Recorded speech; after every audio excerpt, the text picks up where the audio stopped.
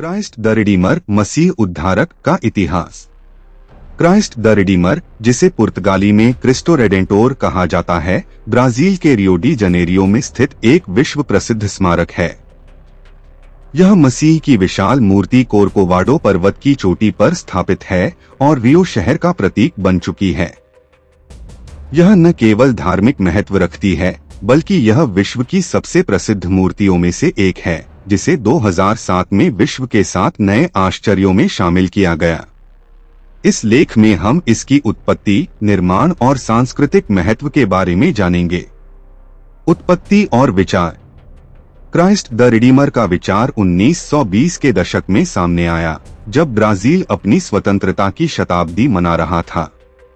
उस समय ब्राजील में ईसाई धर्म का प्रभाव गहरा था और एक धार्मिक स्मारक बनाने का विचार देश की एकता और आस्था को दर्शाने के लिए प्रस्तावित किया गया।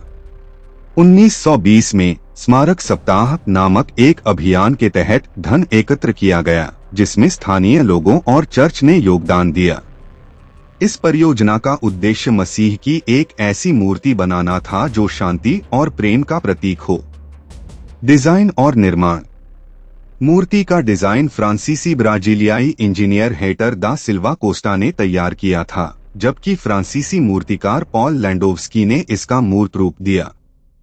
मूर्ति की शैली आर्ट डेको से प्रेरित है, जिसमें मसीह की आकृति खुले बाहों के साथ खड़ी है, जो स्वागत और करुणा का प्रतीक है।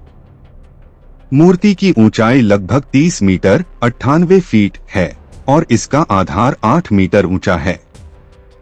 इसे प्रबलित कंक्रीट और साबुन पत्थर सोपस्टोन से बनाया गया, जो इसे मौसम की मार से बचाता है। निर्माण कार्य 1922 में शुरू हुआ और 1931 में पूरा हुआ। इस दौरान सामग्री को कोर्कोवाडो पर्वत की चोटी तक ले जाना एक बड़ी चुनौती थी। रेलवे लाइन की मदद से सामग्री को ऊपर पहुंचाया गया और सैकड़ों मजदूरों ने कठिन परिस्थितियों में काम किया।